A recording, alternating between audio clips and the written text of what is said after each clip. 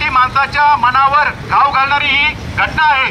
प्रत्येकाच्या मनाला दुःख देणारी ही घटना आहे. विटंबना होते त्यावेळी पुरातत्व खातं जातं कुठं?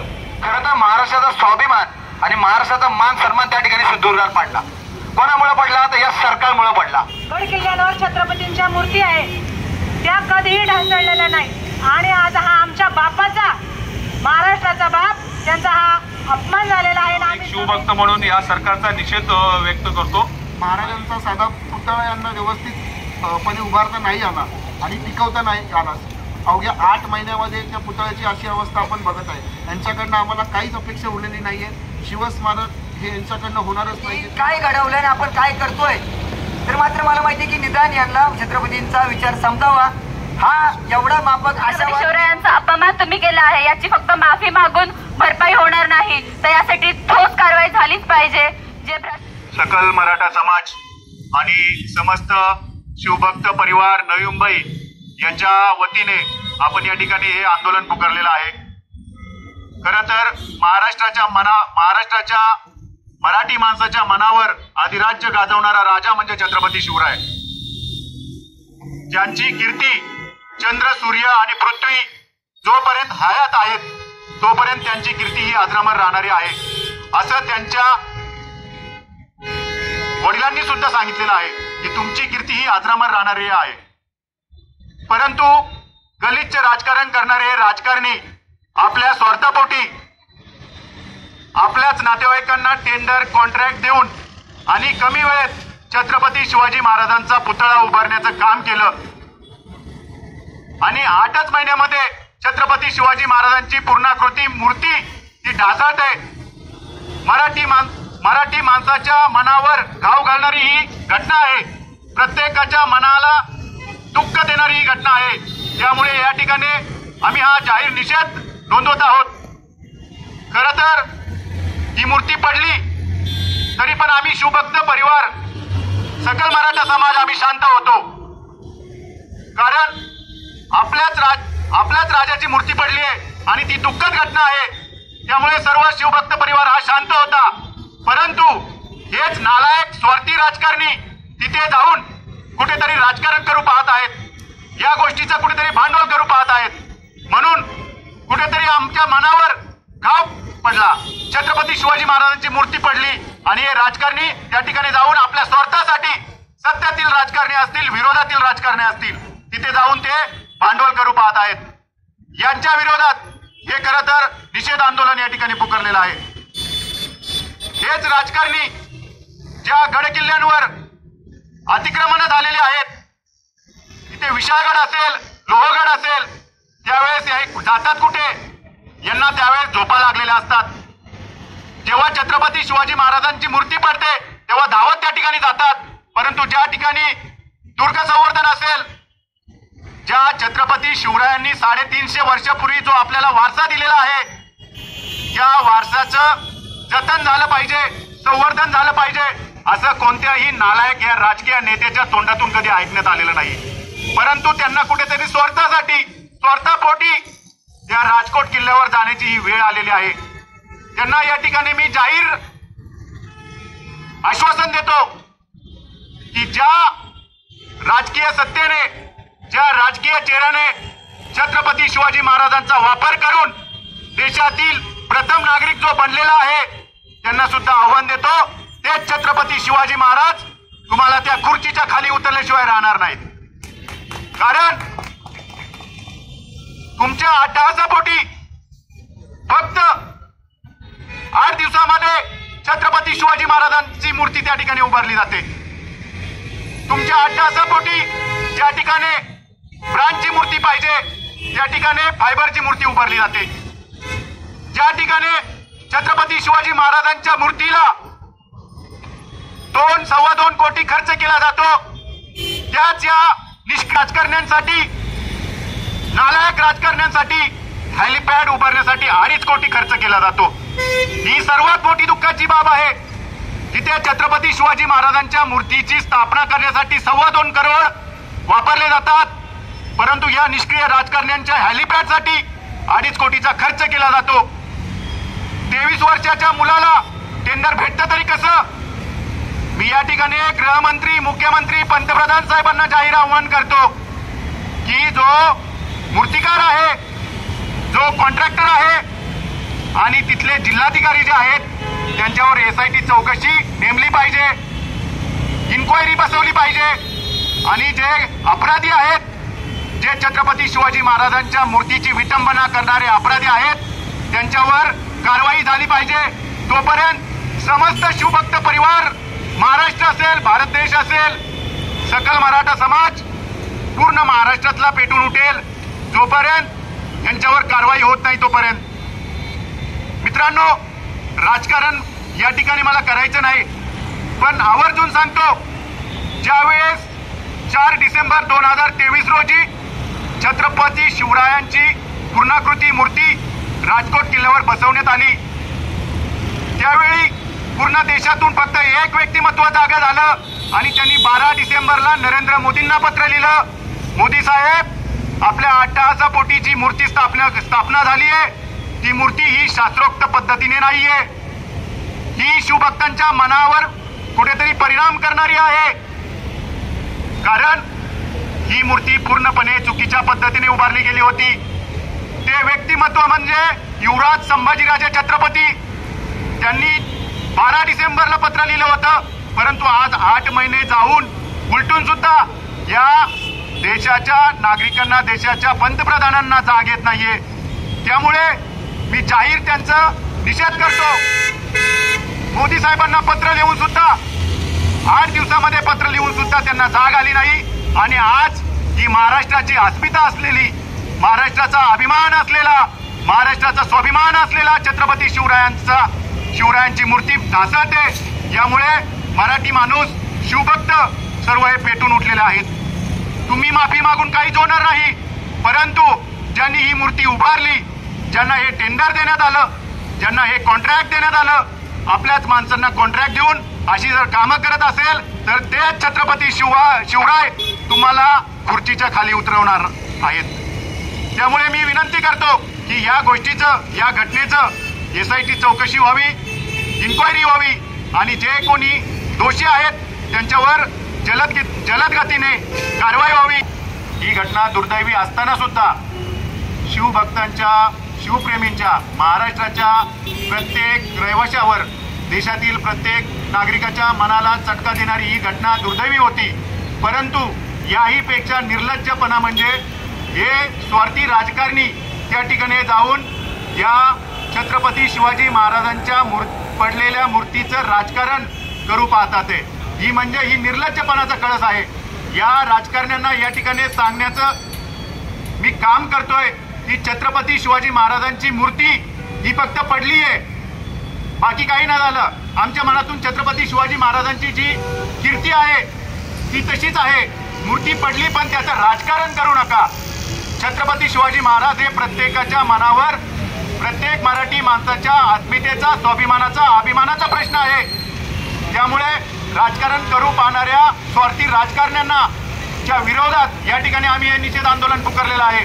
कारण त्या ठिकाणी उत्तम प्रकारे छत्रपती शिवाजी महाराजांची मूर्ती कशा प्रकारे बसवता येईल यावर चर्चा झाली पाहिजे. परंतु त्या ठिकाणी जाऊन स्वार्थासाठी राजकारणे एकमेकाच्या अंगावर पडताना दिसत आहे. म्हणून या ठिकाणी निषेध आंदोलन आम्ही या ठिकाणी पुकारलेलं आहे. जय जिजाऊ, जय शिवराय. खरं तर निषेध त्या व्यक्तीचा, निषेध या गोष्टीचा मानवला जातो की हे सरकार आणि हे मुर्दाबाद. तर खरंच सांगतो, मी आतापर्यंत 2-3 दिवस झाला ऐकतोय की महाराजांची मूर्ती पडली, महाराजांचा पुतळा पडला. तर खरंच सांगा, महाराजांची मूर्ती आणि पुतळा पडला का? खरं तर महाराष्ट्राचा स्वाभिमान आणि महाराष्ट्राचा मान सन्मान त्या ठिकाणी सुदूरगार पडला. कोणामुळे पडला? तर या सरकारमुळे पडला. खरंच जर त्यांना निष्ठा त्यांच्या रक्तामध्ये थोडी जरी जागा असती ना तर त्यांना रायगड दाखवा आणि त्या रायगडावरची सेवेची ठाई तत्पर हिरोजी इंदलकर त्यांच्यासारखी निष्ठा जर या भ्रष्टाचारांच्या आणि यांच्या राजकारणाच्या मनात असते ना ती निष्ठा महाराजांच्या विषयी, तर महाराष्ट्राच्या सारख्या किंवा या देशामध्ये छत्रपती शिवाजी महाराजांचा पुतळा किंवा मूर्ती ही कधीच पडली नसती. सर्वप्रथम या महाराष्ट्राला गरज आहे ती निष्ठेची आणि जे फक्त पैशाला महत्व देतात ना, की टेंडर भरलं, टेंडर काढलं, टेंडरवरती जेवढा काय पैसा होता त्यातला अर्धा पैसा माझ्या घरी कसा जाईल. प्रत्येकाकडे 5-5, 10-10 करोडच्या गाड्या आहेत. प्रत्येकाला झेड सिक्युरिटी, झेड पाय सिक्युरिटी पाहिजे. काय पाहिजे? कशाला गरज आहे तुम्हाला? आणि कशासाठी? चोर करून चोरी करून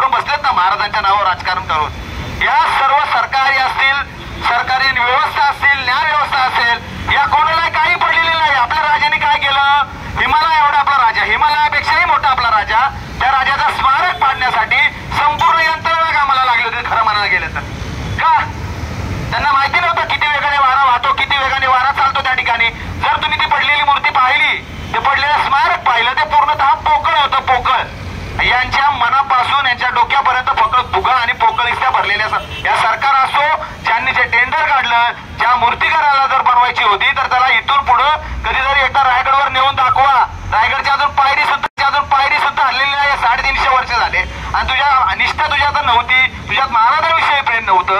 आणि अशा माणसाला जर तुम्ही छत्रपती शिवाजी महाराजांचा स्मारक बनवायला द्याल तर ते स्मारक या महाराष्ट्रात कसं टिकेल ते महाराष्ट्रात स्मारक? ते महाराष्ट्रात स्मारक टिकवायचं असेल तर छत्रपती शिवाजी महाराजांवर निष्ठा असणाऱ्या लोकांना ते द्या. इतिहासकार आहेत, संशोधनकार आहेत, महाराजांवर लिहिणारे पुस्तकं लिहिणारे भरपूर अशी लोक आहेत, त्या लोकांना पुढे करा. परंतु माझं घर भरलं पाहिजे, माझी माणसं मोठी झाली पाहिजे, एवढंच ह्या प्रत्येक राजकारणाला वाटत असतं. त्यामुळं अशा विचार करणाऱ्या प्रत्येक राजकारणाचा, प्रत्येक सरकारी प्रत्येक कामगाराचा, सरकारच्या प्रत्येक मंत्र्याचा, मुख्यमंत्र्याचा, उपमुख्यमंत्र्याचा मी स्वतः जाहीररीत्या त्यांचा निषेध करतो. आणि यापुढे त्यांना कुठेही महाराष्ट्रामध्ये छत्रपती शिवाजी महाराजांचा स्मारक अशा रीतीने बांधू नये असं आवाहन करतो. नाहीतर पूर्ण शिवभक्त परिवार तुम्हाला तुमची जागा दाखवल्याशिवाय सोडणार नाही. जय जिजाऊ, जय शिवराय. जय शिवराय, जय शिवराय. खरं तर आज या ठिकाणी संबंध सकल मराठा समाज आणि शिवशंभू भक्त परिवार नवी मुंबई सर्वजण आपण या ठिकाणी एकवटलेलो आहोत. पण खरंच हा दिवस आज कुठेतरी मनाला चटका लावून जाणारा दिवस आहे.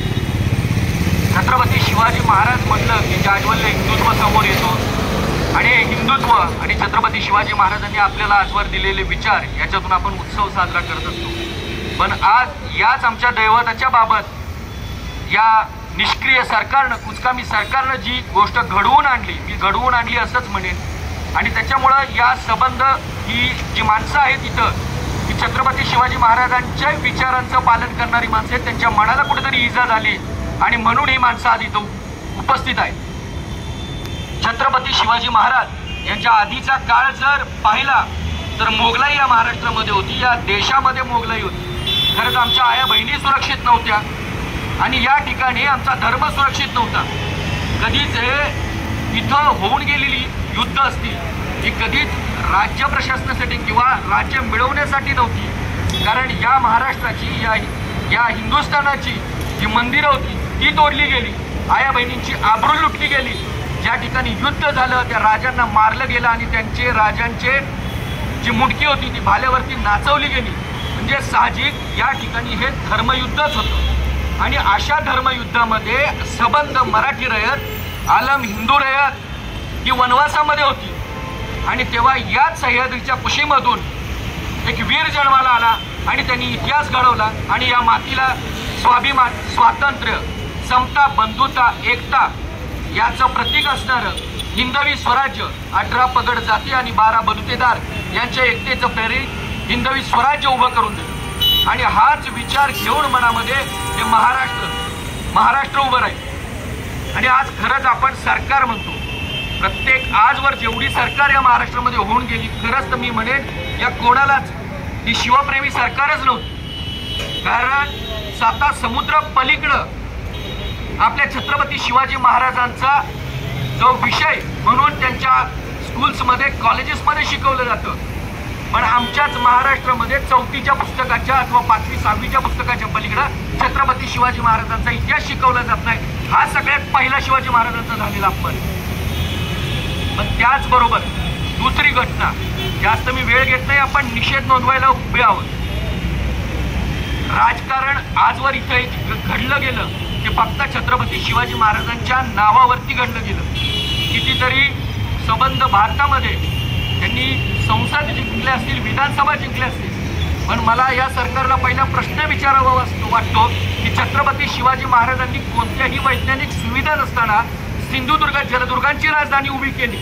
कोणतीही यंत्रणा नसताना तेव्हा छत्रपती शिवाजी महाराजांनी समुद्रामध्ये सिंधुदुर्ग नावाचा किल्ला उभा केला. असे किल्ले छत्रपती शिवाजी महाराजांनी उभे केले. पण या सरकारने काय केलं? या सरकारला साधा एक पाषाण समुद्रामध्ये सापडलं नाही. आणि समुद्रामध्ये तुम्ही भूमिपूजन करताय, समुद्रामध्ये भूमी असते का?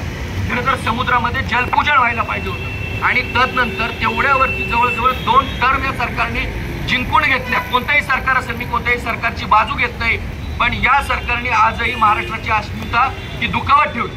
आणि त्यानंतरच्या घटना की छत्रपती शिवाजी महाराजांना जर खरंच तुम्ही मानत होता तर आज सबंध महाराष्ट्र नव्हे सबंध हिंदुस्थानामध्ये छत्रपती शिवाजी महाराजांचं नाव कशासाठी होतं तर स्त्रियांचा राखणकर्ता म्हणून.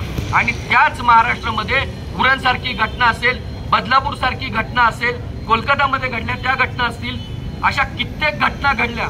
आणि या अपराध्यांना न्याय, या अपराधी लोकांना खरं तर त्यांना फासावरती चटकवायला पाहिजे होतं. आणि या गोष्टी देखील या सरकारकडून घडल्या नाहीत. आणि हा देखील छत्रपती शिवाजी महाराजांच्या विचारांचा त्यांनी केलेला अवमान होता. आता जी घटना घडली खरं तर इथं खरंच सगळे शिवप्रेमी आहेत. आम्ही ज्यावेळेस गड किल्ल्यांवरती राबत असतो, गड किल्ल्यांचं संवर्धन करायचं असतो, इथं असणारा शिवप्रेमी स्वतःच्या कामावरून दांड्या मारून ती कामं करत असतो, स्वतःच्या खिशाला त्यांच्या झळ पोहोचत असते आणि गड संवर्धनाचं कार्य करत असतो. गव्हर्नमेंट काय देतं, सरकार काय देतं, काहीच देत नाही. आणि या शिवप्रेमींना ज्या वेळेला गडावरती कार्य करायचं असेल तर सगळ्यात मोठं निष्क्रिय खातं मी म्हणेन आजवरचं निष्क्रिय खातं की ज्यांच्यावरती खरं तर दावा ठोकला पाहिजे पुरातत्व खातं एक आम्हाला वीट हलवून देत नाही. आणि सरकार मग तुम्हाला एखाद्या गावामध्ये जरी पुतळा उभा करायचा तर आम्हाला लाखो परमिशन्स घ्यावे लागतात. आणि मग तुम्ही अशा गड किल्ल्यांवरती छत्रपती शिवाजी महाराजांचा पुतळा उभा करता आणि त्याचं देखील तुम्हाला मोजमाप नाहीये. आणि त्यानंतर जेव्हा विटंबना होते त्यावेळे पुरातत्व खातं जातं कुठं. आणि कायमस्वरूपी महाभारतातलं पात्र जे प्रत्येक गोष्टीमध्ये फेमस आहे, मी म्हणतो भगवान श्रीकृष्णांपेक्षा गांधारीचं पात्र फेमस म्हणेन, कारण हे सरकारसाठी गांधारीचंच पात्र आहे जे कायमस्वरूपी डोळ्यावरती पट्टी बांधून असतं. मग सरकार कधी ॲक्शन मोडवरती येणार आहे. म्हणून आम्हाला सकल मराठा समाज आणि सबंध नवी मुंबईतील शिवप्रेमी किंबहुना महाराष्ट्रातील शिवप्रेमी या सर्वांनी जागरूक होणं गरजेचं आहे. मगाशी एक आंदोलनकर्ते प्रज्योत यांनी सांगितलं खरंच या ठिकाणी महाराष्ट्राची लोकसंख्या 13 कोटी लोकसंख्या आहे. किंबहुना आता नवीन आकडा मी म्हणतो 16 कोटीपर्यंत गेली असेल. मी मागचा आकडा सांगितला. एवढ्यामध्ये एवढ्याच लोकांची मनं जिवंत आहेत. छत्रपतींचा अवमान झाला म्हणजे आपला स्वाभिमान दुखावला गेला. आणि अशा वेळेला आंदोलनं किती मोठी व्हायला पाहिजे होती. एखाद्या नेत्याबद्दल जर काही मागे झाले असतील घटना, नेत्याबद्दल बोललं तर तुमचा स्वाभिमान दुखावला जातो, तेव्हा तुम्ही आंदोलनं करता. आणि छत्रपतींचा अवमान होतो त्यावेळेला तो या पक्षाचा तो त्या पक्षाचा अशा भूमिका तुम्ही घेता. हे सगळे शंड आणि नालायक. त्याच्यामुळं आपल्याला एकच गोष्ट करायची आहे, छत्रपतींचा त्या सरकारला आमचं उघड आव्हान आहे, विनंती वजा तुम्हाला ही धमकी समजा.